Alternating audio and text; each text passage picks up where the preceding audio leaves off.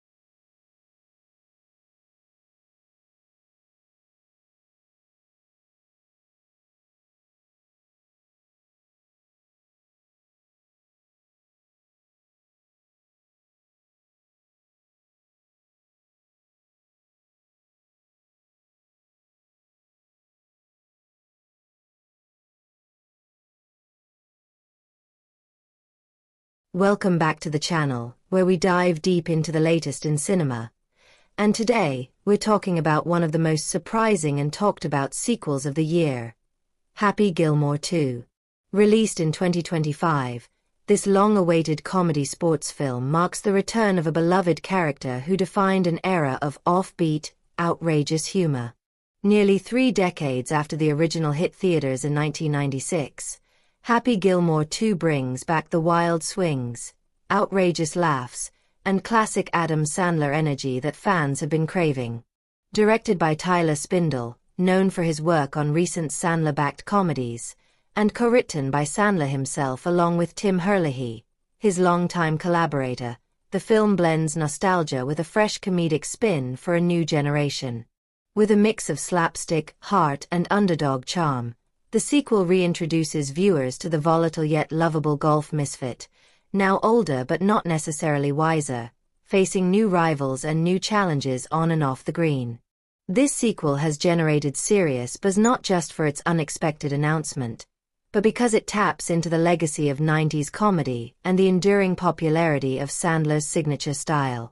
As one of the rare sports comedies that gained cult status over the years, Happy Gilmore 2 isn't just revisiting a classic. It's reviving a comedy subgenre that has largely been missing from today's film landscape. Whether you're a longtime fan of the original or just curious to see what the fuss is about, this film has certainly teed up some high expectations. The production background of Happy Gilmore 2 is as intriguing as the film itself, especially considering the nearly 30-year gap since the original became a cult classic. The idea for the sequel reportedly began gaining traction after Adam Sandler casually mentioned the concept during interviews in the early 2020s, sparking widespread fan interest. The unexpected popularity of nostalgic reboots and sequels during that period only fueled speculation, and with Sandler's ongoing collaboration with Netflix and Happy Madison Productions, the groundwork for a revival was quietly laid. Once the project was officially green-lit in late 2023, the creative team moved quickly to bring the sequel to life. Sandler returned not only in the lead role but also as co-writer and executive producer, ensuring that the film remained true to the chaotic charm and spirit of the original. Tim Herlihy, Sandler's longtime writing partner and co-writer of the first film, joined the scriptwriting team again, providing continuity in tone and humor. Directing duties were handed over to Tyler Spindle, a trusted Happy Madison collaborator known for films like The Wrong Missy and Father of the Year. His style, rooted in exaggerated characters and visual comedy, proved to be a natural fit for the sequel's energetic tone. Casting choices were a mix of nostalgia and fresh faces. Christopher McDonald reprised his iconic role as Shooter McGavin, much to the delight of longtime fans, while new characters were introduced to expand Happy's world, including a younger golf rival played by rising comedy star Jack Champion.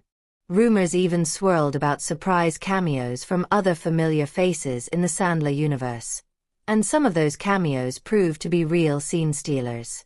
One notable behind-the-scenes detail involves the film's shooting locations. Much of the golfing action was filmed at several picturesque courses in British Columbia, Canada, chosen for their lush greens and flexible production conditions. Spindle and the cinematography team aimed to blend a clean, modern visual style with playful camera movements that mirrored Happy's chaotic and unconventional golf techniques. Throughout production, Sandler emphasized that this wasn't just a rehash of the original. He wanted Happy Gilmore 2 to reflect the character's growth, or lack thereof, while still delivering the same unfiltered laughs and feel-good sports moments that defined the first film. The result is a movie that walks a fine line between honoring its roots and reimagining its legacy for a new generation of comedy lovers. The journey to Happy Gilmore 2 began as a long-standing wish among fans and creators alike. Adam Sandler had teased the idea for years, often referencing his affection for the character and the original film's enduring popularity. In September 2022, Sandler publicly expressed interest in a sequel, hinting at a storyline involving Happy on the senior golf tour. By March 2024, Christopher McDonald confirmed that Sandler had shared a draft script with him. And in May, Netflix officially greenlit the project, taking over from Universal Pictures. Kyle Newacheck, known for his work on Workaholics and Murder Mystery, was brought on to direct. His comedic sensibilities and collaborative history with Sandler made him a natural fit. Newacheck's vision emphasized balancing slapstick humor with emotional depth, particularly in portraying Happy's relationship with his daughter and his return to golf as a father rather than a reckless underdog. Casting blended nostalgia with novelty. Sandler, Julie Bowen, Christopher McDonald, and Ben Stiller reprised their roles, while newcomers like Benny Safdie, Bad Bunny, Margaret Qualley, and Travis Kelce added fresh energy. The film also features cameos from professional golfers including Rory McIlroy, Bryson DeChambeau, and Jack Nicklaus, reinforcing its sports comedy roots. Filming began on September 9, 2024, Sandler's 58th birthday, in New Jersey, with locations ranging from country clubs and burger joints to universities and beaches. The production wrapped in December 2024, having engaged local communities through open casting calls and on-set interactions. Behind the scenes, Sandler's Happy Madison Productions worked closely with longtime collaborators Tim Herlihy, Jack Giaraputo, and Dennis Dugan, who returned as executive producer and also reprised his role as tour commissioner Doug Thompson. The sequel's development reflects a careful blend of legacy and reinvention, shaped by Newacheck's direction and Sandler's personal investment in the character's evolution. Happy Gilmore 2 picks up years after the events of the original, reintroducing audiences to Happy, now a retired golf legend who stepped away from the spotlight and settled into a quieter, if still eccentric, lifestyle. He's older, maybe a little slower, but still as hot-headed and unconventional as ever. The film opens with a nod to Happy's iconic past, but quickly steers into new territory when a rising star in the golf world begins to challenge not just Happy's legacy, but the very spirit of the game he once shook up. The main conflict kicks off when Happy is reluctantly pulled back into the sport after his former mentor's junior golf program comes under threat from a corporate-backed professional league aiming to commercialize and sanitize the sport. With everything he once fought for on the line, Happy must return to the green, not for personal glory this time, but to stand up for the next generation of misfits, dreamers, and underdogs who love the game in its purest form. The tone remains true to the irreverent, offbeat humor that made the original a classic, but there's a surprising emotional depth woven into the story. The sequel explores themes of legacy, mentorship, and redemption, without ever becoming overly sentimental. Moments of slapstick comedy are balanced by heartfelt interactions and a storyline that leans into how time changes people, or doesn't. What makes the film particularly engaging is how it integrates the past without relying on it.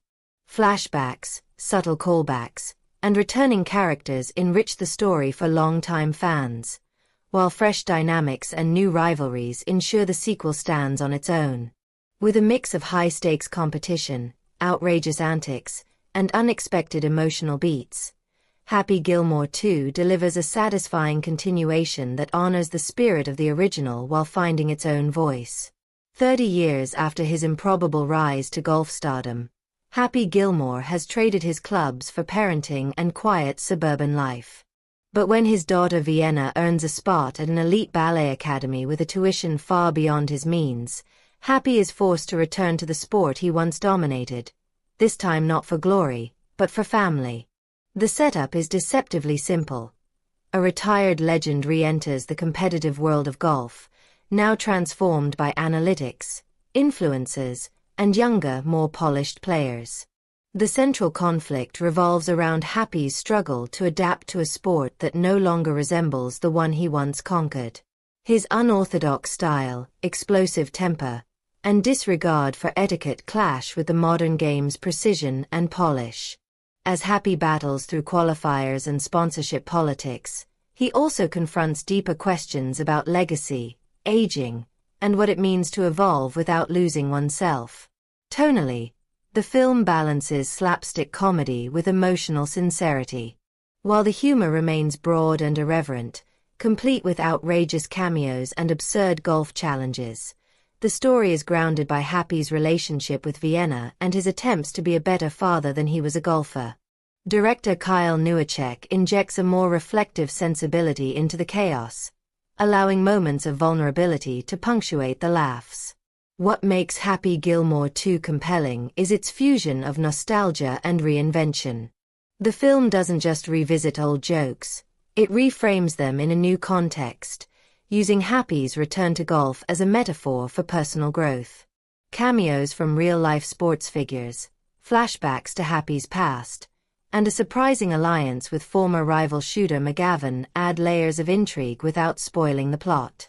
It's a sequel that honors its roots while daring to tee off in unexpected directions. At the heart of Happy Gilmore 2 is, of course, Happy Gilmore himself, brought back to life with full comedic force by Adam Sandler. Though years have passed, Happy remains a chaotic blend of temper, heart, and unconventional athleticism. This time around, however, the character carries a heavier emotional weight. He's no longer just the brash underdog trying to save his grandmother's house. He's a retired sports icon grappling with aging, irrelevance, and the realization that he's become a legend in a world that may have moved on. Sandler leans into the comedy, as expected, but he also brings a surprising vulnerability to the role, making Happy feel more layered than ever before. Opposite Happy is Shooter McGavin, once again played by Christopher McDonald. Though still vain, competitive, and snarky, Shooter is no longer the film's main antagonist. Instead, he's evolved into a begrudging peer who shares a complex history with Happy. Their dynamic has shifted from rivals to something more nuanced. Two aging athletes confronting their legacies and the roles they've played in shaping the sport. McDonald embraces the evolution of Shooter, adding subtle moments of regret and insight beneath the character's swagger. Introducing fresh energy into the story is Jack Champion as Connor Steele, a young, media-savvy golf prodigy who represents everything the new generation values: image, precision, and marketability. Connor is talented and confident but lacks the grit and authenticity that define Happy's era. His character serves as a mirror and foil for Happy, creating a generational clash that drives much of the narrative tension. Champion brings a modern arrogance to the role that's both infuriating and believable, grounding the character in the real-world pressures of fame and branding. Julie Bowen returns as Virginia Vennick Gilmore, Happy's longtime partner, now a supportive but pragmatic voice in his life. While her role is more grounded this time, she provides emotional stability and perspective, helping anchor Happy's arc as he struggles with his place in a changing world. Bowen brings warmth and intelligence to the role, giving Virginia more agency and depth than in the original. Rounding out the cast is an ensemble of returning fan favorites and new comedic personalities, including a memorable cameo from Carl Weathers as Chubbs Peterson, whose legacy continues to influence Happy in unexpected ways. Each character contributes to a story that, while still packed with humor and absurdity, offers a genuine exploration of growth, ego, and legacy. The performances strike a strong balance between comedy and character, allowing the film to evolve without losing its chaotic heart. Happy Gilmore 2 reintroduces familiar faces while expanding their emotional and narrative dimensions, offering a richer tapestry of character development than its predecessor. Happy Gilmore, Adam Sandler, returns not as a brash upstart but as a father driven by love and responsibility. His motivation shifts from personal glory to securing his daughter's future, adding layers of vulnerability and introspection. Sandler's performance balances his trademark comedic aggression with moments of quiet reflection, portraying Happy as a man grappling with aging, relevance, and legacy. His arc is one of emotional maturation, learning to channel his passion not just through golf, but through fatherhood. Vienna Gilmore, Sunny Sandler, Happy's daughter, is the emotional anchor of the film. An aspiring ballet dancer, Vienna's ambition and discipline contrast sharply with her father's chaotic energy. Sunny Sandler brings a grounded sincerity to the role, portraying Vienna as both a source of inspiration and a mirror to Happy's growth.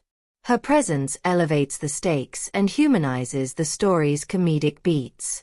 Shooter McGavin, Christopher McDonald, returns with a surprising twist. No longer the smug antagonist, Shooter is now a mentor figure navigating his own fall from grace. McDonald infuses the character with a mix of bitterness and reluctant wisdom, creating a nuanced dynamic between him and Happy. Their evolving relationship, marked by rivalry, reconciliation, and shared history, adds thematic weight to the film's exploration of redemption and legacy. Virginia Bennett, Julie Bowen, now Happy's wife, serves as both emotional support and pragmatic voice. Bowen's portrayal emphasizes Virginia's growth from tour PR director to a woman balancing family and career. Her interactions with Happy reveal the tension between nostalgia and progress, grounding the film's more absurd moments in emotional realism. Oscar, Bad Bunny, Happy's new caddy, injects youthful irreverence and cultural flair. His character bridges generational gaps, challenging Happy's outdated methods while learning from his resilience. Bad Bunny's performance is charismatic and playful, offering comedic relief with surprising emotional resonance. Hal L. Ben Stiller, reprising his role from the original film, now runs a support group for former golf personalities. Stiller leans into the character's eccentricity, blending menace with absurdity. His scenes serve as satirical commentary on fame and rehabilitation, adding a surreal edge to the narrative. Together, these characters form a mosaic of personal evolution, generational tension, and emotional depth.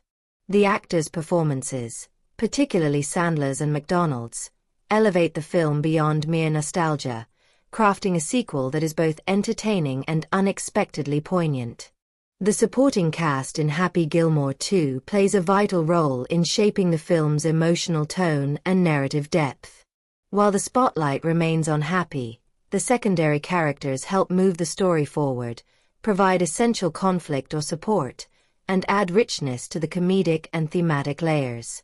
One of the standout supporting characters is Coach Earl, portrayed by Steve Buscemi, who joins the film as the quirky but wise manager of the youth golf program Happy is trying to save. Earl becomes a quiet mentor to Happy, challenging him to reflect on what the game truly means beyond competition. Buscemi's dry, off-kilter humor fits perfectly into the film's tone, and his scenes add both levity and surprising depth. His presence also reinforces one of the film's central themes: the responsibility of passing on knowledge and values to the next generation. Another notable addition is Nikki, played by Ao Edebiri, a rising amateur golfer from an underprivileged background who trains under Happy's guidance. Her storyline is key to reigniting Happy's passion, not for fame or personal gain, but for mentorship and purpose. Nikki represents what Happy once was: raw, passionate, and underestimated. Edebiri brings charisma and emotional nuance to the role, offering a grounded counterpoint to the film's more chaotic personalities. Her dynamic with Sandler provides some of the most heartfelt moments in the film. Kevin James delivers comic relief as Doug, the Wedge One Slow, Happy's loyal but out-of-shape former caddy who insists on tagging along for one last ride. Doug's antics keep the energy light, and his loyalty and absurd wisdom offer reminders of the importance of friendship and loyalty through life's transitions. Though primarily a comic sidekick, his unwavering support reminds Happy of who he was at the beginning of his journey. Ben Stiller makes a surprise return as Hal L., the sinister orderly from the original film, now reformed and running a wellness center for retired athletes. His brief appearance cleverly connects past and present while adding a bizarre yet satisfying touch of continuity that fans will appreciate. These supporting characters are not just side notes. They each reflect or challenge some aspect of Happy's identity and evolution. Whether through mentorship, confrontation, or comic relief. They serve to flesh out the world around him and give the film emotional texture. The ensemble doesn't just support the lead, they enrich the story's themes of aging, relevance, mentorship, and the enduring love of an imperfect game. Happy Gilmore 2 features a robust ensemble of secondary characters who enrich the narrative by reinforcing its themes of legacy, reinvention, and emotional growth. These characters serve not merely as comic relief or background texture, but as catalysts for Happy's transformation and reflections on his past. Doug Thompson, Dennis Dugan, the returning tour commissioner, embodies institutional memory. His presence bridges the old and new golf worlds, often clashing with Happy's disruptive style. Dugan's dry delivery and subtle exasperation provide a counterbalance to the film's more chaotic energy, reinforcing the theme of tradition versus change. Bessie, Kim Whitley, a member of Hal L's support group, offers unexpected wisdom through comedic absurdity. Her interactions with Happy and Hal reveal the emotional toll of fame and failure, adding depth to the film's exploration of rehabilitation and second chances. Whitley's performance is both humorous and poignant, grounding the surreal support group scenes in genuine pathos. Oscar's rival caddy, portrayed by Benny Safdie, introduces tension and generational contrast. His analytical approach to golf and disdain for Happy's improvisational style reflect the broader theme of modernity versus instinct. Safdie's understated performance adds nuance to the film's commentary on evolving sports culture. Maxwell Jacob Friedman and Ethan Kutkoski, playing Happy's sons, contribute to the familial subplot with distinct personalities. One rebellious, the other introspective. Their dynamic with Vienna and Happy underscores the challenges of parenting across different temperaments and expectations. Friedman's brash charisma and Kutkoski's quiet intensity offer a compelling contrast that enriches Happy's arc as a father. Travis Kelce's cameo as a flamboyant golf influencer injects satire into the narrative, poking fun at celebrity culture and the commodification of sports. His exaggerated persona serves as a foil to Happy's authenticity, reinforcing the film's critique of superficiality. Hal L. Ben Stiller, though technically a returning character, functions as a secondary presence whose evolution from sadistic orderly to eccentric support group leader mirrors the film's theme of redemption. His bizarre methods and cryptic advice challenge Happy to confront his emotional baggage, and Stiller's performance oscillates between menace and hilarity with surgical precision. Collectively, these characters deepen the film's emotional resonance and thematic complexity. They reflect different facets of Happy's journey, his past mistakes, present challenges, and future hopes, while maintaining the irreverent tone that defines the franchise. The acting performances in Happy Gilmore 2 offer a satisfying blend of comedic timing, emotional range, and nostalgic energy.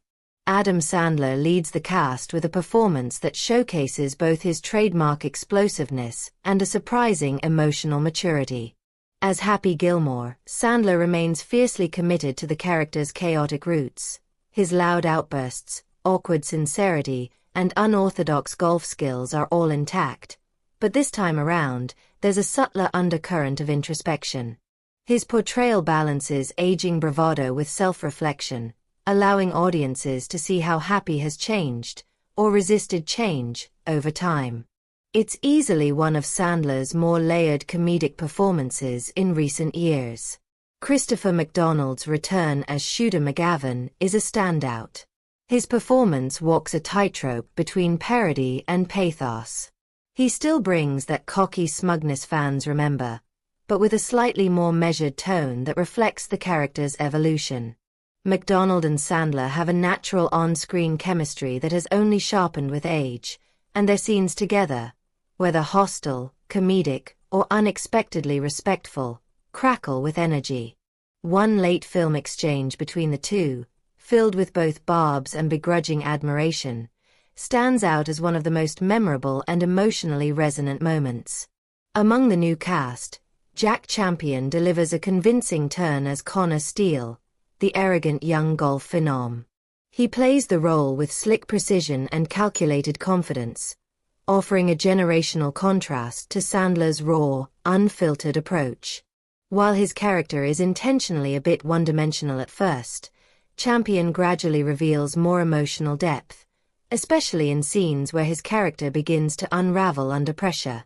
His rivalry with Happy creates real tension, but it's his growth toward the end that gives his role a satisfying arc. Julie Bowen brings a grounded warmth to Virginia, now more than just a love interest. She and Sandler have developed an easy, believable rapport that reflects years of lived-in partnership. Their scenes together, while not as central to the plot as in the original, provide emotional stability and subtle humor that helps anchor the film's more over-the-top moments. Steve Buscemi and Ayo Edebiri also shine in their supporting roles. Buscemi's offbeat delivery adds comic unpredictability, while Edebiri's performance as Nikki brings earnestness and youth to the film. Her chemistry with Sandler is particularly touching.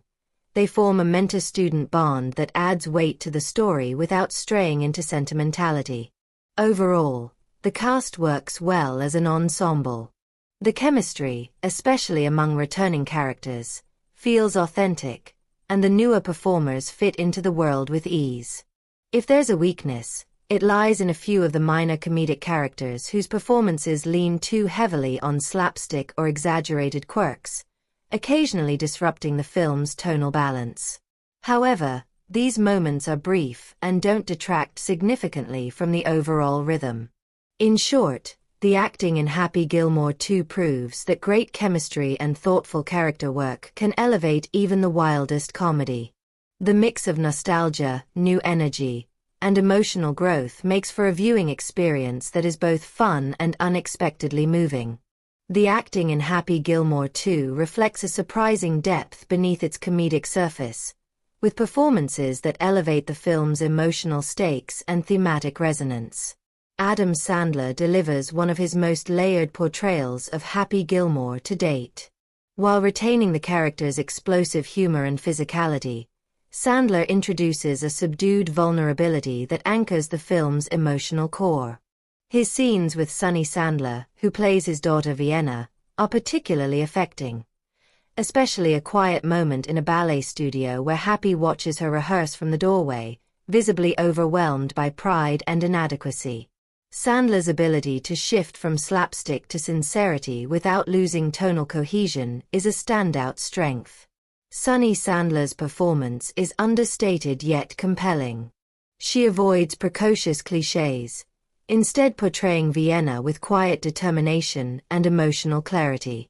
Her chemistry with her father is natural and poignant, especially in scenes where she challenges Happy's impulsiveness with calm resolve. Their dynamic adds emotional weight to the narrative, grounding the comedy in familial stakes. Christopher McDonald returns as Shooter McGavin with a performance that balances nostalgia and reinvention.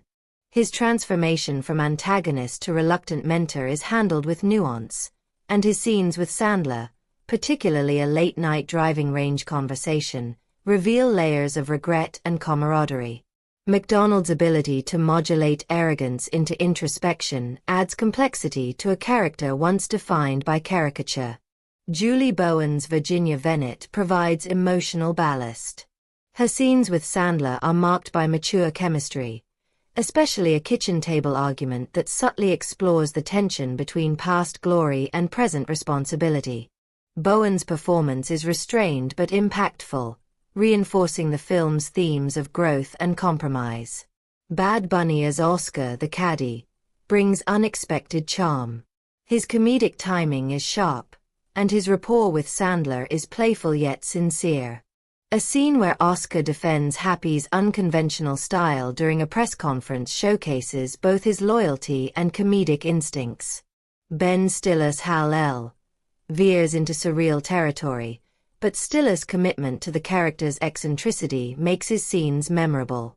His group therapy monologue, delivered with manic intensity, offers both absurd humor and a surprisingly touching reflection on identity. Among the ensemble, Benny Safdie stands out with a performance that is quietly antagonistic.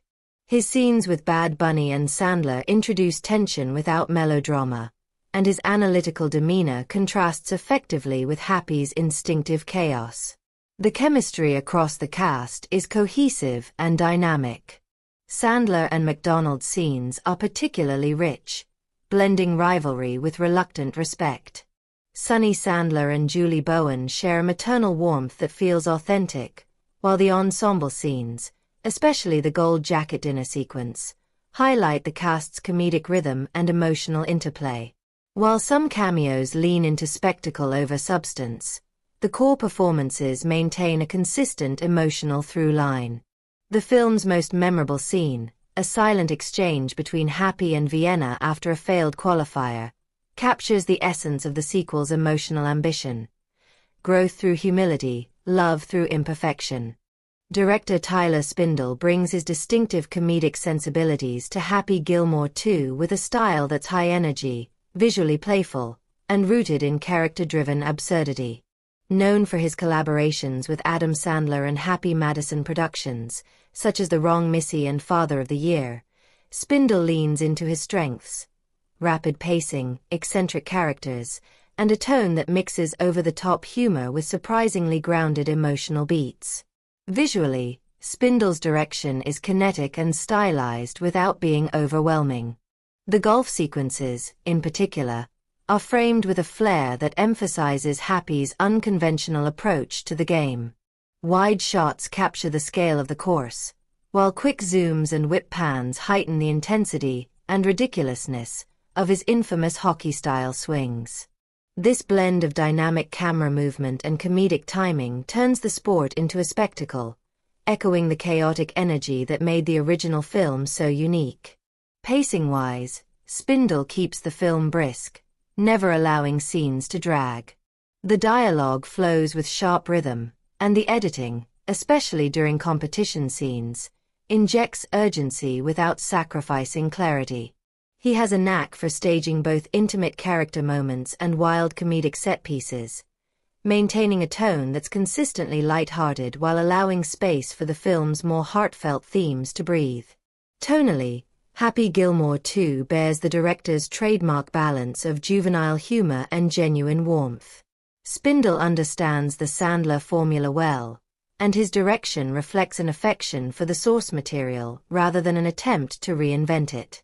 He avoids cynicism, opting instead for a nostalgic, crowd-pleasing approach that stays loyal to the characters and the comedic world they inhabit.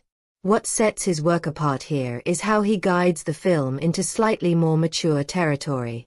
Unlike his previous projects that leaned heavily on raunch and outrageousness, this film shows restraint when needed.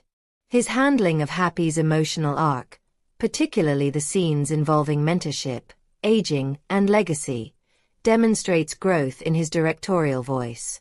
There's a noticeable effort to layer the humor with sincerity, and that balance is one of the film's key strengths.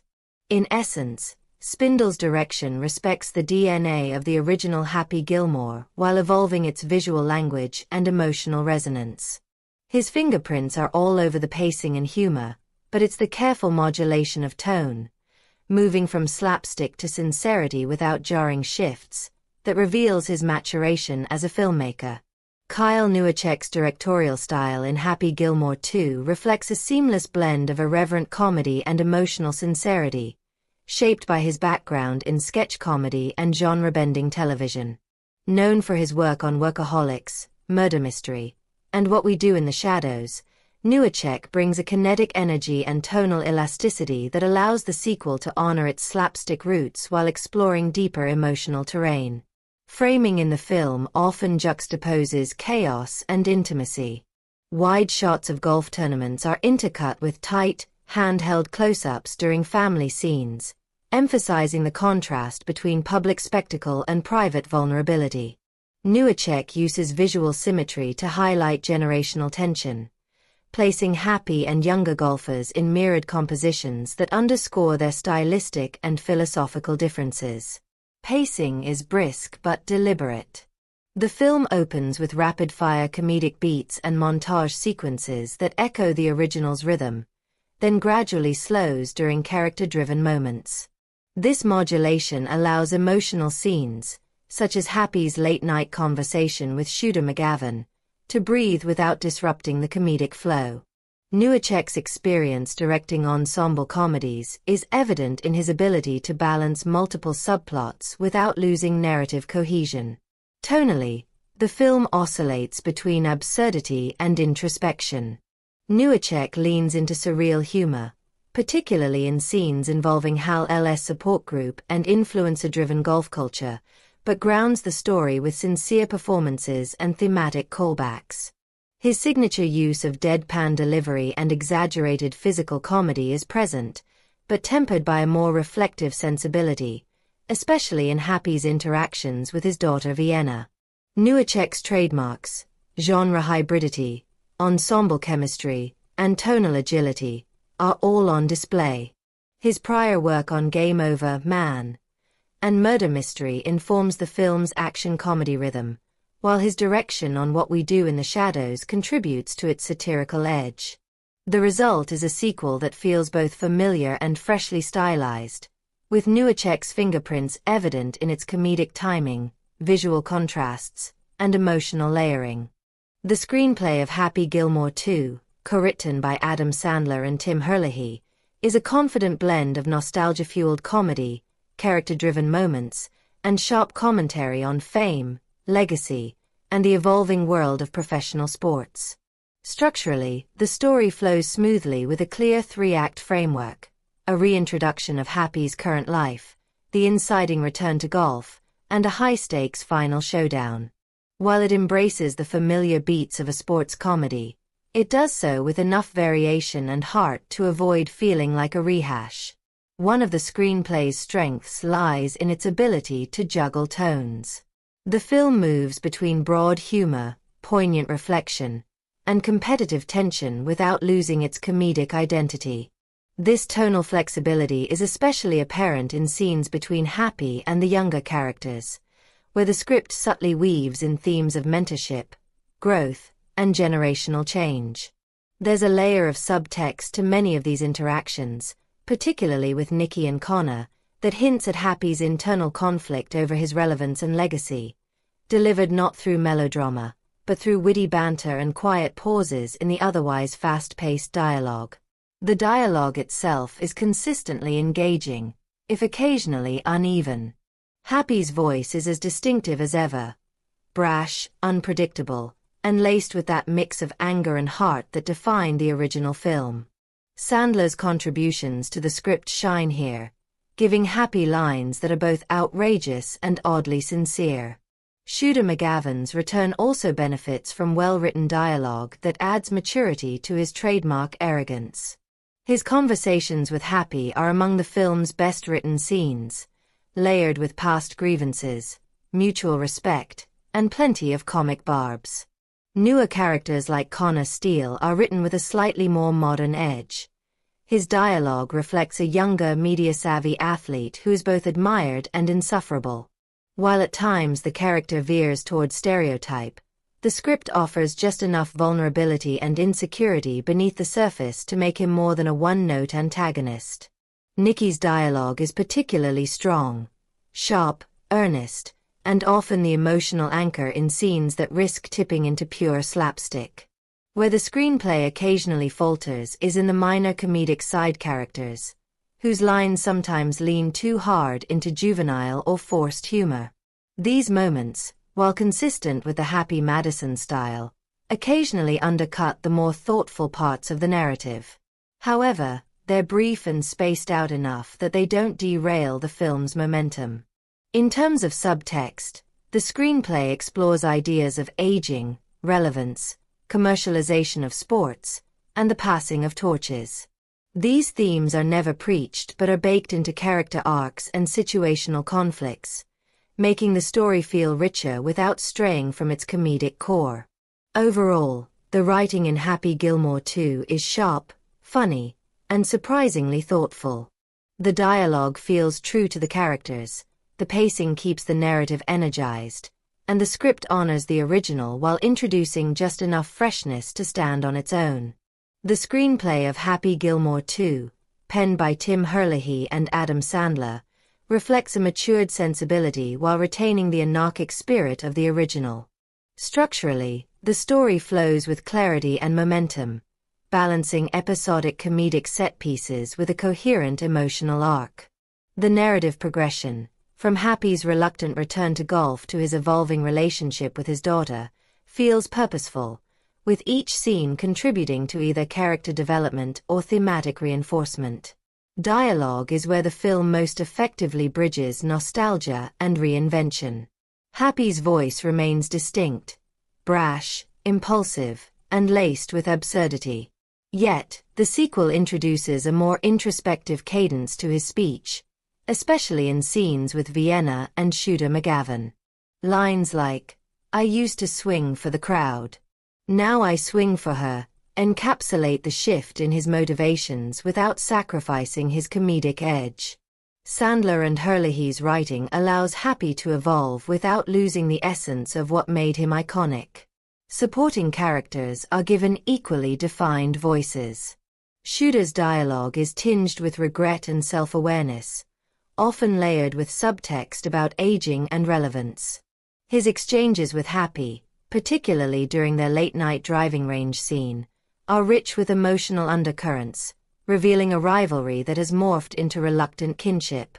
Vienna's dialogue is restrained and deliberate, contrasting with Happy's bombast and highlighting generational and temperamental differences. Her lines often carry thematic weight, subtly challenging Happy's worldview without overt confrontation. The screenplay also excels in its use of subtext. Scenes involving Hal L's support group, for instance, use surreal humor to explore fame's psychological toll. Dialogue in these moments veers into the absurd. "Golf took my swing, but therapy gave me rhythm."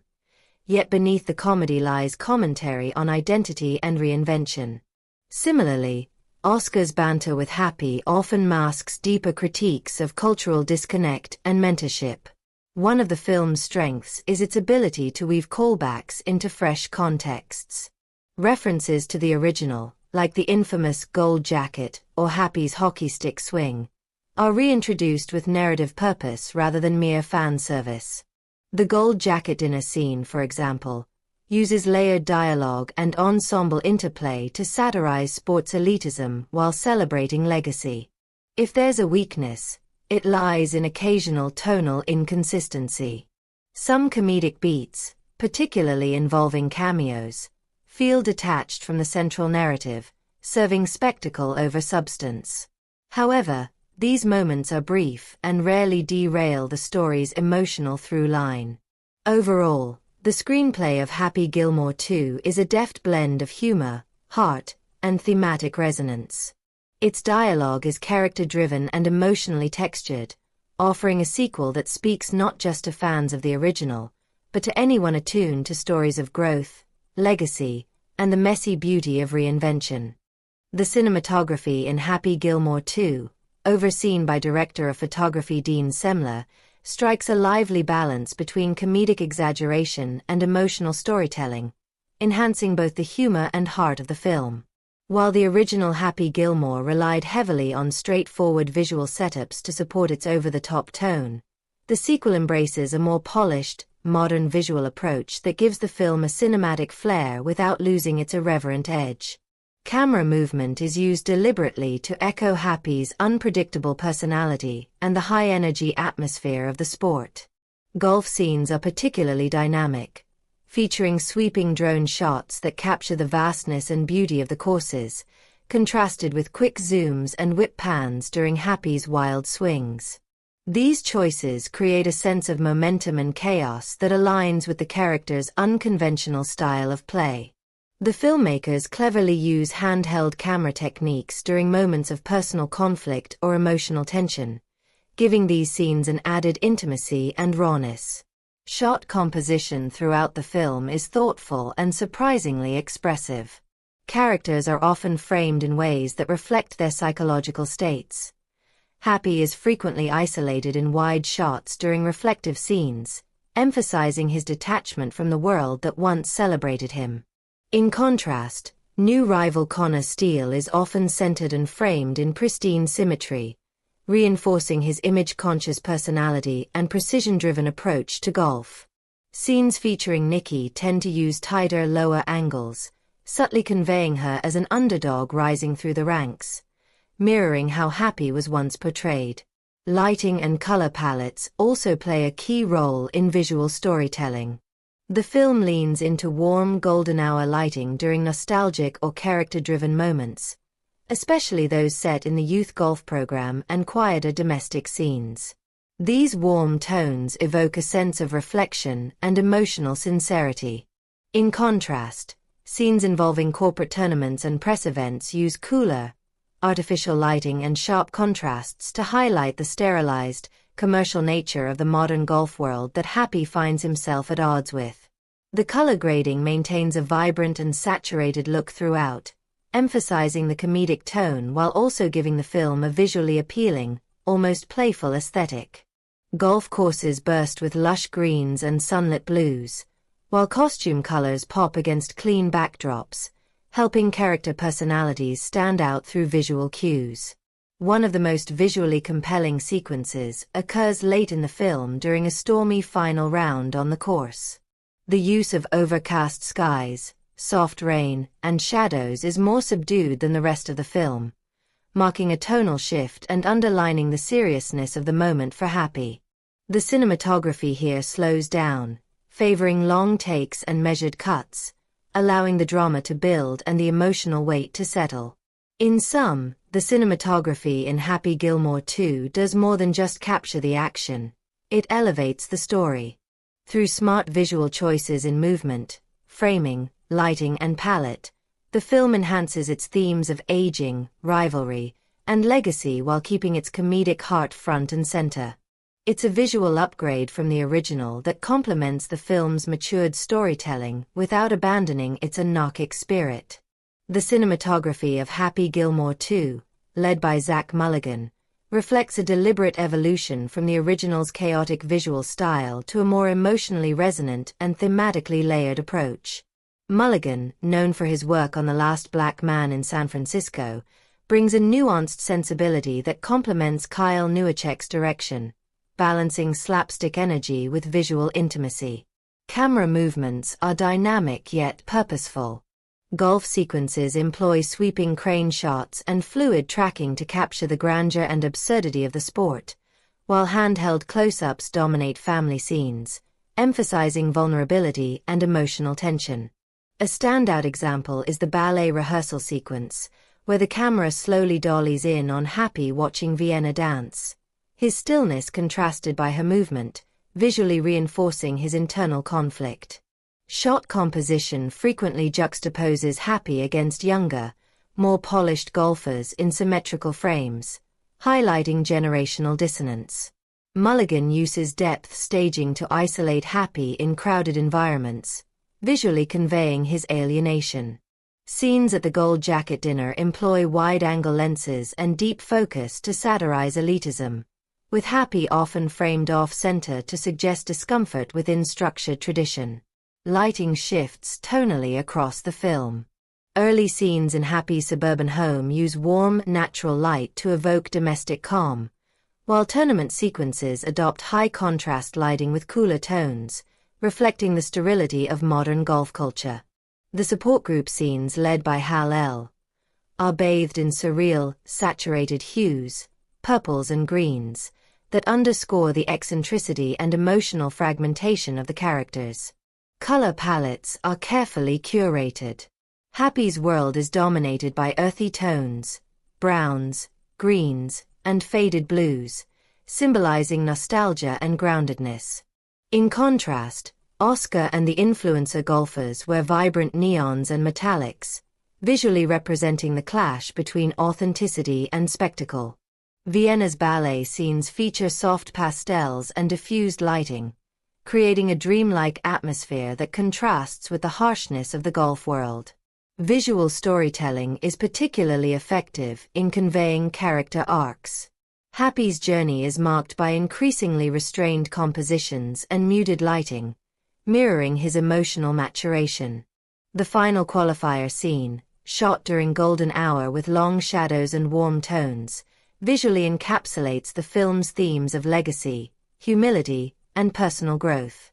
Overall, the cinematography in Happy Gilmore 2 elevates the narrative beyond its comedic framework, using visual language to explore identity, generational tension, and emotional reconciliation.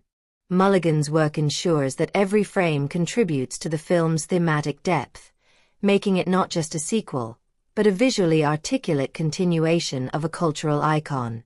The production design of Happy Gilmore 2 is a vibrant mix of realism and exaggerated comedy, carefully crafted to reflect the film's core themes of legacy, reinvention, and the collision between past and present.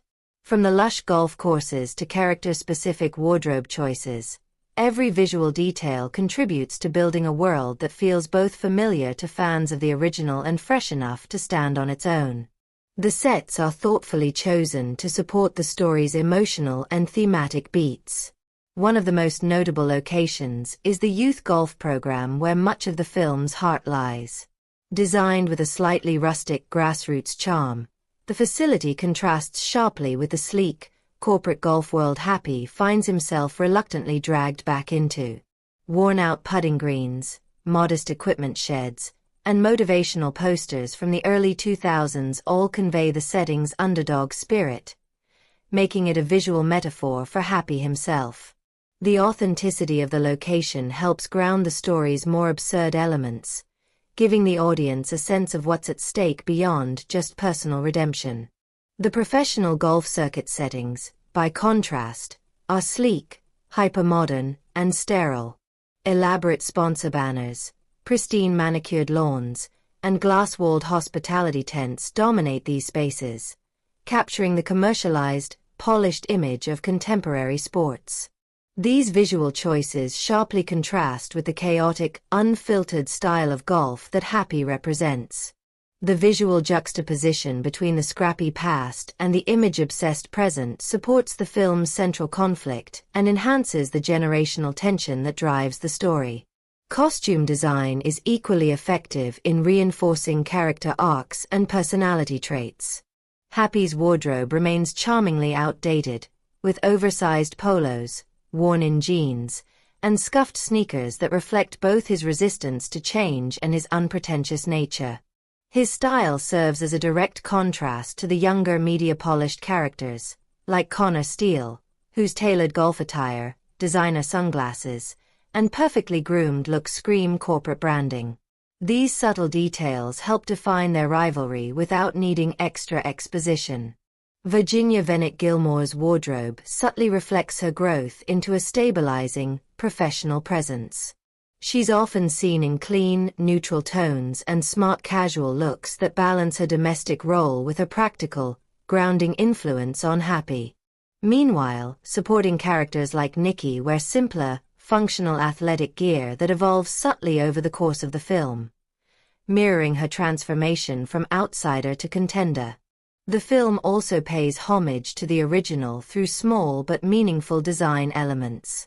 Props like Happy's old hockey stick putter, vintage photos of Chubbs Peterson, and a trophy cabinet filled with outdated memorabilia provide nostalgic anchors for longtime fans and reinforce the sense of a legacy being revisited. These carefully placed items don't distract but instead enrich the background, rewarding attentive viewers. Lighting plays a supporting role in the production design, helping to define the tone of each environment. Natural sunlight dominates the scenes at the youth golf center and in Happy's personal life, creating a sense of warmth and sincerity.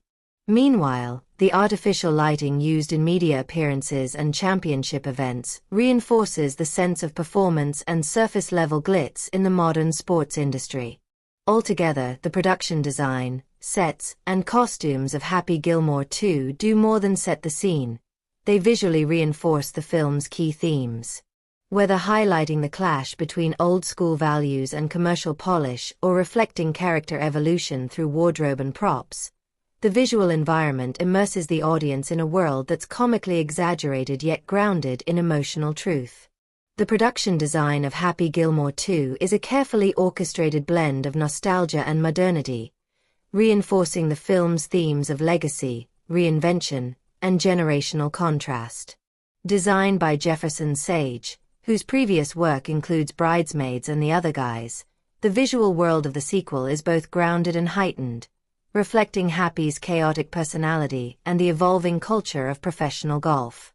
Sets span a wide range of environments, from suburban homes and ballet studios to sprawling golf courses and influencer lounges.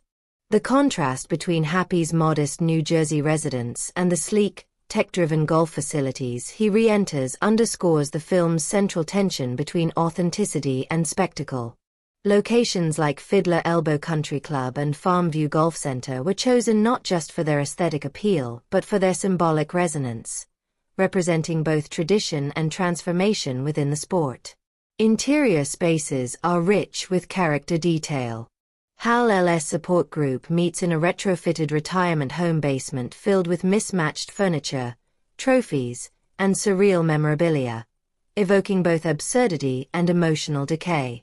Vienna's ballet studio, by contrast, is minimalist and ethereal, bathed in soft lighting and pastel tones that reflect discipline and aspiration. These environments visually echo the emotional states of the characters who inhabit them. Costume design, led by Leah Katz-Nelson, plays a pivotal role in character differentiation and thematic layering. Happy's wardrobe retains his signature slouchy aesthetic, oversized hockey jerseys, track pants, and vintage tees, but now includes muted tones and subtle callbacks to his past, such as a faded Bruins logo stitched into his golf bag. Vienna's costumes reflect her growth and grace, with flowing ballet attire and casual wear that contrasts with Happy's rugged style. Shooter McGavin's look has evolved into tailored golf wear with subdued colors, signaling his fall from flamboyant stardom to reflective mentorship. Oscar, Happy's caddy, sports vibrant streetwear with Puerto Rican influences, bridging cultural and generational gaps. Cameos from real-life golfers and celebrities are marked by exaggerated fashion, neon polos, branded visors, and influencer accessories, satirizing the commercialization of modern sports. The film's production design doesn't merely serve as backdrop, it actively participates in storytelling. From the cluttered trophy room that Happy avoids to the pristine golf simulator he reluctantly enters, every space and costume choice reinforces the film's emotional and thematic stakes. The result is a world that feels lived in, layered, and emotionally resonant, an immersive canvas for a story about growth, absurdity, and the enduring power of reinvention. The music score and soundtrack of Happy Gilmore 2 are both a nostalgic throwback and a modern reinvention, expertly curated to support the film's emotional shifts, comedic rhythms, and overall tone. Composed by Rupert Gregson Williams, frequent collaborator with Adam Sandler on past Happy Madison projects, the score blends light orchestral cues with upbeat rock, retro hits, and quirky electronic flourishes to match the film's blend of sentimentality and chaos. The original Happy Gilmore became iconic for its classic rock soundtrack, and the sequel smartly follows suit by incorporating a mix of timeless tracks and contemporary selections. Songs from bands like AC/DC, Thin Lizzy, and Queen return to evoke the anarchic spirit of the first film, especially during training montages and golf sequences. These tracks inject high energy and help define Happy's character. Still defiant, still offbeat, still playing by his own rules. When shoot to thrill blasts during one of Happy's comeback swings, the audience feels both the adrenaline and the grin-inducing sense of familiarity. The newer soundtrack selections introduce hip-hop and indie rock elements, particularly tied to the younger characters. Connor Steele's scenes often feature slick, electronic-infused beats, underscoring his modern, image-driven approach to golf. These choices also subtly reinforce the generational divide between Happy and the rising stars of the game. In contrast, Nikki's moments of quiet reflection or personal victory are underscored by understated acoustic tracks, giving her arc a more grounded and emotionally resonant tone. Gregson Williams's original score functions primarily in the background, offering a soft musical thread that ties scenes together. It avoids being overly intrusive, instead using warm piano, subtle string sections, and quirky brass flourishes to mirror the film's balance of humor and heart. The score swells just enough during emotional turning points, particularly during Happy's more introspective scenes or his interactions with Nikki, without ever tipping into melodrama. It's emotionally supportive without overwhelming the comedy. One of the most effective uses of music comes in a late film sequence where Happy reflects on his journey, walking alone through a now quiet golf course at dusk. A slowed-down instrumental reprise of a theme from the original film plays, laced with subtle orchestral variations. It's a beautifully restrained moment that bridges the past and present, using music to express everything the character can't say out loud. In comedic scenes, the soundtrack also helps pace the humor. Jarring or mismatched musical cues are intentionally used to undercut tension or highlight absurdity, classic Happy Madison style. For example, a tense stare down on the golf course is suddenly undercut by a whimsical polka tune as a malfunctioning scoreboard collapses behind the characters. These unexpected transitions amplify the comedic payoff and keep the tone playful and self-aware. In summary, the music score and soundtrack of Happy Gilmore 2 do much more than fill space. They serve as a vital storytelling tool. By blending nostalgic rock anthems, modern musical influences, and an understated original score, the film uses its music to mirror character arcs, elevate emotional beats, and maintain the unique tonal balance of irreverence and sincerity. It's a sonic journey that resonates with longtime fans while still feeling fresh and emotionally grounded.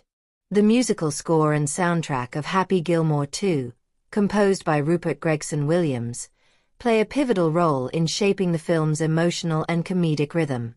Known for his work on Aquaman, Wonder Woman, and Hotel Rwanda, Gregson Williams brings a versatile sensibility that complements the sequel's tonal shifts between slapstick chaos and heartfelt introspection. The original score leans into orchestral motifs with playful brass and rhythmic percussion during golf sequences, amplifying the absurdity of Happy's unconventional style. These cues often mirror the protagonist's emotional state, erratic, determined, or vulnerable, without overwhelming the scene. For example, a recurring theme built around staccato strings and muted horns underscores Happy's struggle to adapt to the modern game, evolving subtly as his character matures. Emotional beats are supported by more restrained compositions. A standout moment occurs during a ballet rehearsal scene, where a soft piano melody layered with ambient textures reflects Happy's quiet awe and internal conflict. Gregson Williams uses silence and minimalism effectively, allowing space for performances to breathe while reinforcing the film's emotional core. The soundtrack features a curated mix of classic rock, glam pop, and contemporary Latin tracks, reflecting both the nostalgic roots of the franchise and its modern sensibilities. An epic cover of Pilot's Magic, arranged by Geek Music, anchors the trailer and recurs throughout the film as a thematic motif for transformation and belief. Other tracks include contributions from Bad Bunny, whose original song, Golpe de Suerte, plays during a montage of Happy training with Oscar, blending reggaeton rhythms with comedic visuals. The use of music also satirizes influencer culture and sports branding. Travis Kelce's entrance is scored with an exaggerated EDM track, poking fun at the spectacle of celebrity endorsements. Meanwhile, scenes involving Hal L's support group feature surreal musical interludes, distorted jazz and retro synths, that heighten the absurdity while hinting at deeper emotional fractures. Overall, the musical choices in Happy Gilmore 2 are not merely decorative but narratively integrated. Gregson Williams' score enhances character arcs, supports tonal shifts, and deepens viewer engagement. The soundtrack's eclectic blend of genres mirrors the film's thematic duality: chaos and growth, nostalgia and reinvention, making it a vital component of the sequel's storytelling architecture. The sound design and effects in Happy Gilmore 2 play a crucial yet understated role in amplifying the film's comedic energy, emotional depth, and sports-driven tension. While not a visual effects-heavy film in the traditional sense, the production uses sound and subtle enhancements with precision to elevate both realism and absurdity in key scenes, staying true to the heightened reality of the Happy Gilmore universe. The sound design excels during golf sequences, where the exaggerated physics of Happy's legendary swings are accentuated by boosted audio cues.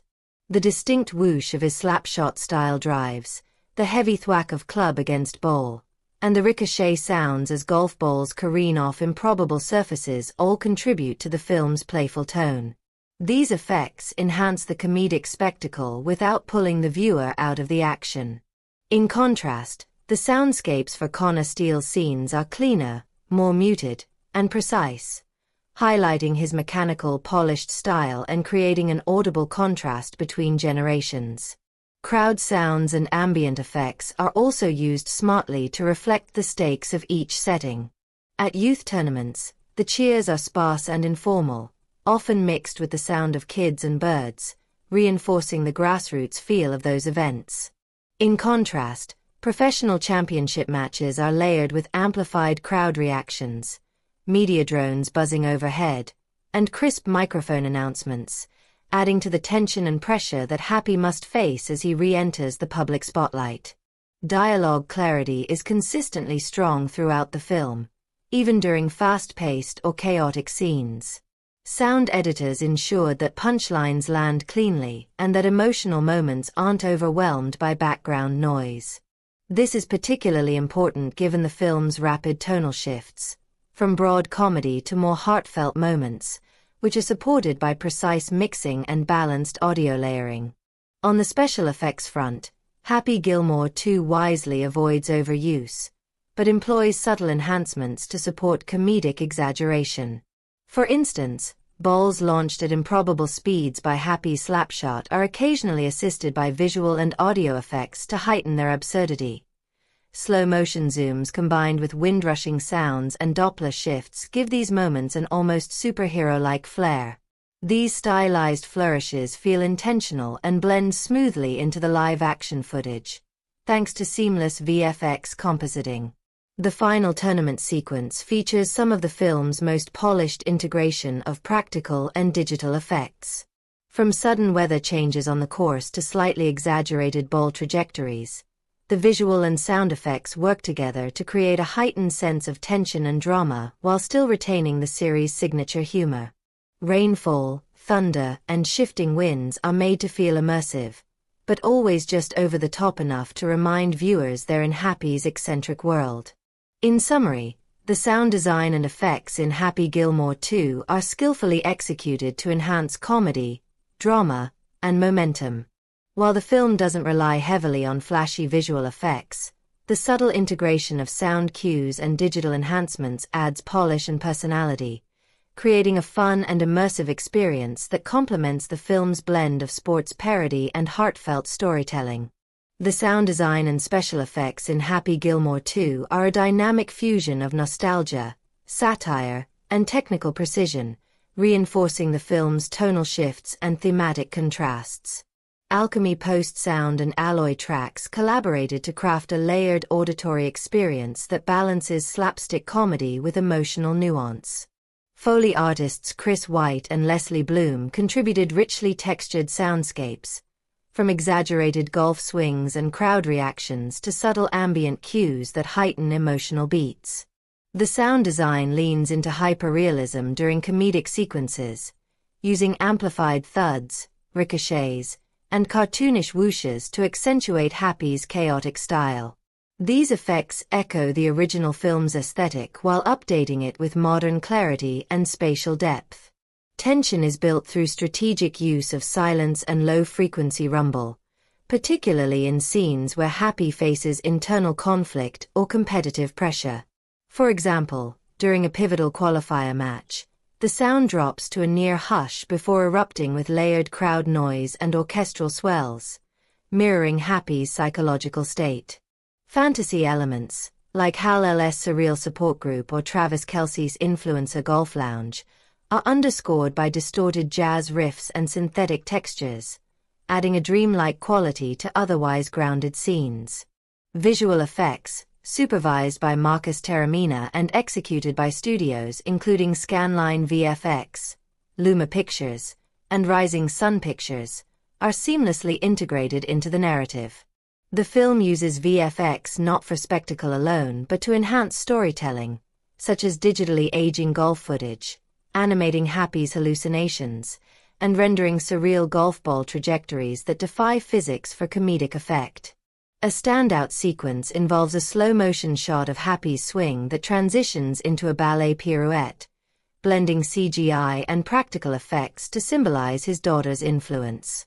Overall, the sound and visual effects work in tandem to elevate Happy Gilmore 2 beyond its comedic roots, creating a sensory experience that is immersive, emotionally resonant, and thematically rich. Happy Gilmore 2 explores a surprisingly rich array of themes beneath its comedic exterior, centering on legacy, aging, mentorship, authenticity, and the commercialization of passion. While it remains a light-hearted sports comedy at its core, the film uses its characters, narrative arcs, and visual contrasts to examine how values shift across generations and what it means to stay true to yourself in a world that prizes appearance over authenticity. One of the most prominent themes is legacy and relevance. Happy Gilmore, now older and out of the spotlight, is forced to confront what he's left behind. Not just trophies or reputation, but the real impact of his career on the game and people who looked up to him. This theme is explored through his reluctant mentorship of Nikki and his rivalry with the younger, image-obsessed Connor Steele. Through these relationships, the film questions what truly endures: flashy success or heartfelt influence. Happy's journey is less about reclaiming personal glory and more about redefining his purpose, offering a message that resonates with anyone navigating life beyond their prime. Mentorship and generational responsibility are also deeply woven into the film's narrative. As Happy steps into the role of a mentor, he reflects on his own wild past and the people who shaped him, particularly Chubbs Peterson, whose legacy lives on both literally through flashbacks and symbolically through Happy's actions. Nikki's rise under Happy's guidance mirrors his own underdog origin story, reinforcing the idea that true success lies in passing on what you've learned and empowering others to grow beyond your shadow. Another major theme is authenticity versus commercialization, a tension embodied in the contrast between Happy's unfiltered, rough-around-the-edges approach and the polished, corporate-driven world of modern professional golf. Visually and thematically, the film critiques how passion can be repackaged and sold, often losing its soul in the process. The story doesn't outright vilify progress or change but encourages balance, holding on to the spirit of the game while adapting to its evolution. This theme is particularly resonant in today's climate of influencer culture, branding, and performative success. The film also lightly touches on aging and personal evolution. Happy is no longer the hot-headed upstart, but he hasn't entirely matured either, and that's part of the message. Growth doesn't mean becoming someone else. It means learning how to channel your strengths in new, more meaningful ways. This nuanced take on aging adds emotional weight to the otherwise comedic narrative, encouraging audiences to embrace change while remaining grounded in who they are. Visually, these themes are reflected in contrasts between new and old golf courses, simple and high-tech gear, earthy tones and synthetic colors, making the thematic divide between heart and brand literal in the film's design. Symbolic choices, like Happy keeping his hockey stick putter while everyone else upgrades to sleek models, reinforce the idea that identity and values are not always meant to be compromised. Ultimately, Happy Gilmore 2 delivers more than just laughs. It challenges viewers, especially longtime fans, to reflect on how they've changed, what they've held on to, and what truly matters in a world obsessed with reinvention. It's a comedy about golf on the surface, but underneath, it's about staying grounded in your purpose, lifting others up, and recognizing that your greatest victories may not be yours alone. Happy Gilmore 2 explores a surprisingly rich tapestry of themes beneath its comedic surface, using character evolution, visual storytelling, and tonal shifts to deliver messages that resonate across generations. Legacy and reinvention. At its core, the film grapples with the tension between honoring the past and embracing change. Happy's return to golf isn't just a nostalgic callback, it's a confrontation with a sport and a self that have evolved. His struggle to adapt to modern golf culture reflects broader anxieties about aging, relevance, and the fear of being forgotten. Shooter McGavin's arc mirrors this theme, transforming from antagonist to mentor, and offering a meditation on redemption and the long shadow of past choices. Fatherhood and emotional growth. The relationship between Happy and his daughter Vienna anchors the film's emotional weight. His motivation shifts from personal glory to parental responsibility, reframing his chaotic energy into a more introspective journey. Scenes like Happy silently watching Vienna rehearse ballet or grappling with his inadequacy as a father convey this theme with quiet power. The film suggests that growth isn't about abandoning who you were, but learning how to channel it into something meaningful. Generational tension and cultural contrast.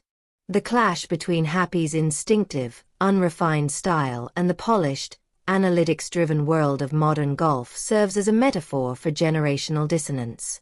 Characters like Oscar and Benny Safdie's rival caddy embody this tension, challenging Happy's methods while learning from his resilience.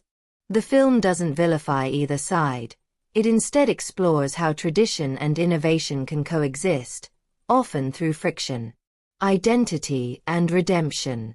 Hal L's surreal support group and Shooter's late-night reflections add layers to the theme of identity. These characters, once defined by fame or failure, now seek meaning beyond their public personas. The film uses absurdity, like Hal's cryptic therapy sessions or Happy's hallucinations, to explore the emotional cost of reinvention. Redemption isn't portrayed as a grand gesture, but as a series of small, vulnerable choices. Commercialization and authenticity. Through satirical portrayals of influencer culture and sports branding, the film critiques the commodification of personality and talent. Travis Kelce's flamboyant cameo and the exaggerated golf lounge scenes highlight the absurdity of spectacle-driven success. Happy's refusal to conform becomes a statement about authenticity in a world obsessed with optics. Visual and musical reinforcement. Themes are reinforced through cinematography and score. Warm lighting and earthy tones reflect nostalgia and emotional grounding, while vibrant neons and symmetrical framing emphasize cultural shifts and generational divides. Rupert Gregson-Williams' score uses recurring motifs to underscore transformation, with orchestral swells marking emotional breakthroughs and minimalist piano themes accompanying introspective moments. Audience impact. For longtime fans, the film offers a poignant reflection on aging and growth, wrapped in familiar humor. For new viewers, it presents a layered story about identity, family, and resilience. The blend of slapstick and sincerity invites laughter while encouraging introspection, making Happy Gilmore 2 not just a sequel, but a meditation on what it means to evolve without losing your swing. Happy Gilmore 2 may be a broad comedy on the surface, but it cleverly weaves in symbolism and metaphorical elements that give the film a deeper emotional and thematic resonance. These devices not only support the narrative, but also allow longtime fans and new viewers alike to interpret the story on a more meaningful level. One of the most persistent symbols throughout the film is Happy's iconic hockey stick putter. More than a quirky prop, it represents his identity, individuality, and refusal to conform to traditional expectations. While newer characters use sleek, modern clubs, Happy continues to rely on this odd relic from his past. It becomes a metaphor for staying true to one's roots, even in the face of changing times.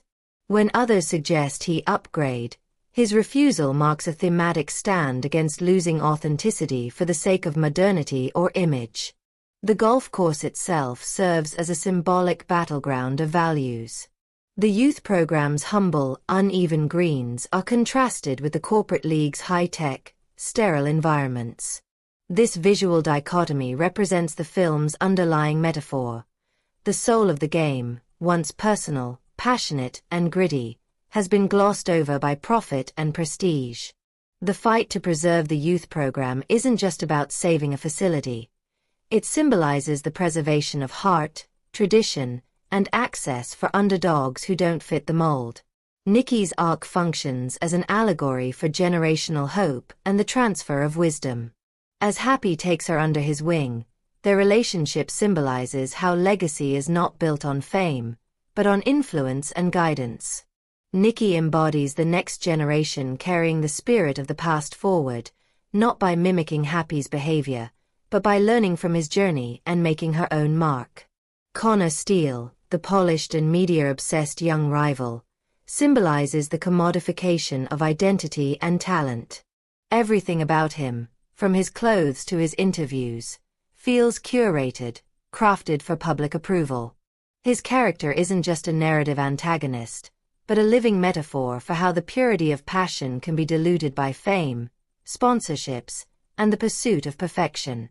His eventual unraveling under pressure reflects the fragility of image-driven success when it lacks authenticity. The subplot involving the late Chubbs Peterson's legacy also takes on metaphorical weight. Chubbs is no longer physically present, but his influence lingers in Happy's decisions and in the youth center that bears his name. His presence becomes a symbol of integrity, humility, and mentorship, the moral compass of the film. Happy's attempt to carry Chubb's values forward underscores a deeper message. We are shaped by those who believed in us, and we honor them by doing the same for others. The final golf match, set during a sudden storm, uses weather as metaphor. As thunder rolls and the skies darken, the chaos of the external environment mirrors Happy's internal doubts and the emotional weight of the moment. It's not just about winning the game. It's about pushing through uncertainty, defending something meaningful, and reclaiming purpose in a world that's moved on. When the storm clears, it symbolizes emotional clarity and renewal.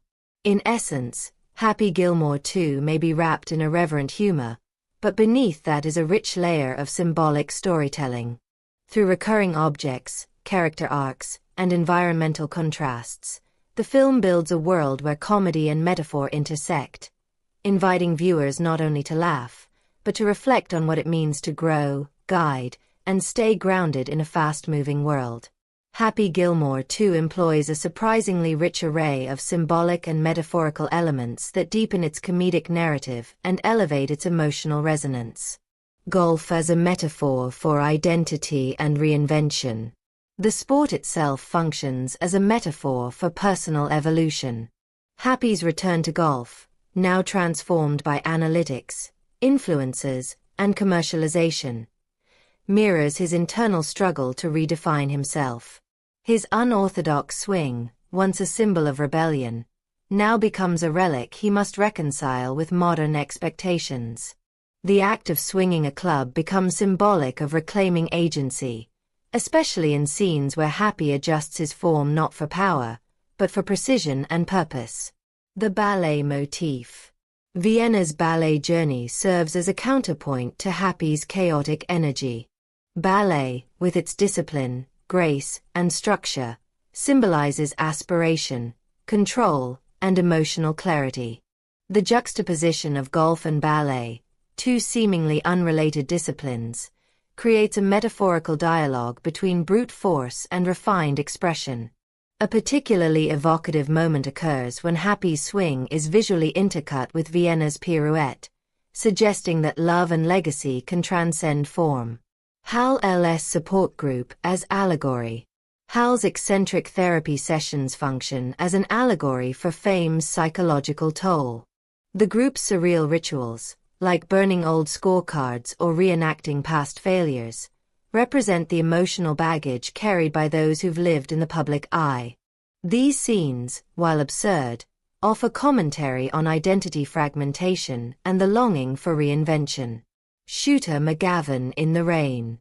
Shooter's solitary moment standing in the rain, arms outstretched, evokes the Shawshank Redemption and symbolizes catharsis and surrender. It marks his transition from antagonist to reflective mentor, suggesting that redemption often requires vulnerability and acceptance of one's past. The Gold Jacket Dinner. This sequence satirizes elitism and legacy worship. The gold jacket, once a symbol of triumph, becomes a hollow emblem of conformity. Happy's discomfort in this setting underscores the theme of authenticity versus institutional validation. The dinner's symmetrical framing and sterile lighting reinforce the emotional sterility of tradition when divorced from personal meaning. Color symbolism. Earth tones dominate Happy's world, symbolizing nostalgia and emotional grounding. In contrast, the influencer golfers wear neon and metallics, representing superficiality and spectacle. Vienna's pastel palette evokes innocence and aspiration, while Hal's support group is bathed in surreal purples and greens, suggesting emotional distortion and psychological complexity. The final swing. Happy's climactic swing, performed at sunset with Vienna watching, is rich in metaphor. It's not just a golf shot, it's a gesture of reconciliation, growth, and love. The golden light, long shadows, and slow-motion framing transform the moment into a visual metaphor for legacy passed through humility. These symbolic layers invite viewers to look beyond the slapstick and see Happy Gilmore 2 as a meditation on aging, authenticity, and the quiet heroism of emotional growth. It's a comedy that dares to speak in metaphor, even as it laughs in chaos. Happy Gilmore 2 takes its audience on a surprisingly layered emotional journey, blending slapstick humor and outrageous antics with moments of sincerity, nostalgia, and quiet reflection. While the film is built around comedy, it never underestimates the emotional investment fans have in these characters, and it leverages that connection to deliver some genuinely moving and resonant moments. At the center of the emotional experience is Happy himself. Watching him navigate the challenges of aging, self-worth, and legacy provides a relatable through line for viewers of all ages. His reluctance to return to the sport isn't driven by ego. It's rooted in fear that he's become irrelevant or that he no longer has something meaningful to offer. This sense of vulnerability, subtly woven into his loud and chaotic persona, evokes empathy and grounds the film's humor in real emotion. Audiences connect with Happy not just because he's funny, but because he's human, flawed, passionate, and quietly searching for purpose. One of the film's most emotionally resonant elements is the mentorship between Happy and Nikki. Their growing bond taps into universal themes of guidance, redemption, and the desire to pass something valuable on to the next generation. Moments where Happy sees glimpses of his younger self in Nikki create a powerful emotional undercurrent, especially when he begins to realize that his impact doesn't come from winning, but from believing in someone who needs it. A scene where he teaches her how to calm her nerves before a big shot, echoing Chubb's old lessons, becomes a subtle but deeply touching full-circle moment. The film also strikes emotional chords through its respectful treatment of legacy characters. The tributes to Chubbs Peterson, for instance, are brief but meaningful, creating a quiet space within the comedy to reflect on loss, growth, and memory. These moments are carefully paced and avoid sentimentality, allowing the emotion to land without feeling forced. Excitement and adrenaline come through the film's competition sequences, especially during Happy's return to high-stakes golf. The final match builds tension not just through athletic performance but through the emotional weight behind each swing. When Happy chooses to ignore a corporate sponsor's advice in favor of doing things his own way, the audience feels a surge of excitement, not just because he might win, but because he's reclaiming who he is. The cheers from the crowd feel earned because the audience has been on the journey with him. There's also a strong element of personal reflection for long-time fans.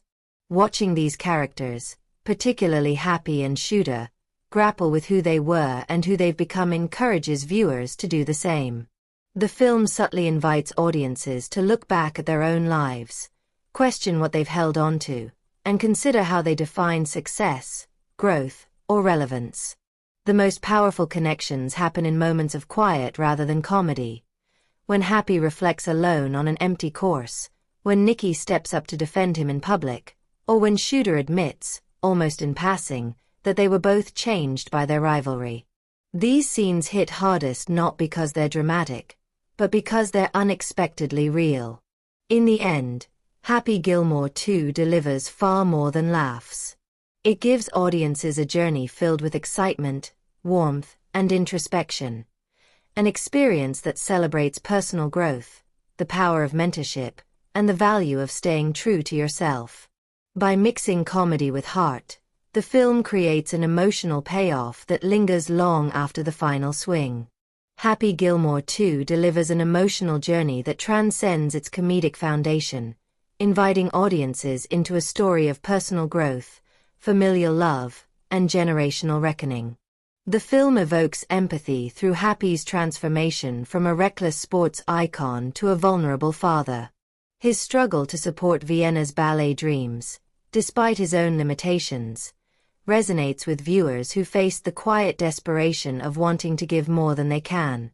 Scenes like Happy watching Vienna rehearse from the shadows or quietly apologizing after a failed qualifier are emotionally charged without being melodramatic, allowing audiences to connect with his humility and devotion. Excitement pulses through the film's kinetic golf sequences and cameo-laden tournament scenes. The return of Shooter McGavin, the clash with influencer golfers, and Happy's chaotic training montages with Oscar inject adrenaline and nostalgia. These moments are crafted to thrill longtime fans while engaging new viewers with dynamic pacing and visual flair. The film also stirs reflection, particularly in its exploration of aging and legacy. Shooter's rain-soaked monologue about fading relevance, Hal L's surreal therapy sessions, and Happy's late-night conversations with Virginia and his children prompt audiences to consider what it means to evolve without losing one's essence. These scenes are not just narrative beats, they're emotional mirrors. One of the most powerful connections occurs during the final swing sequence.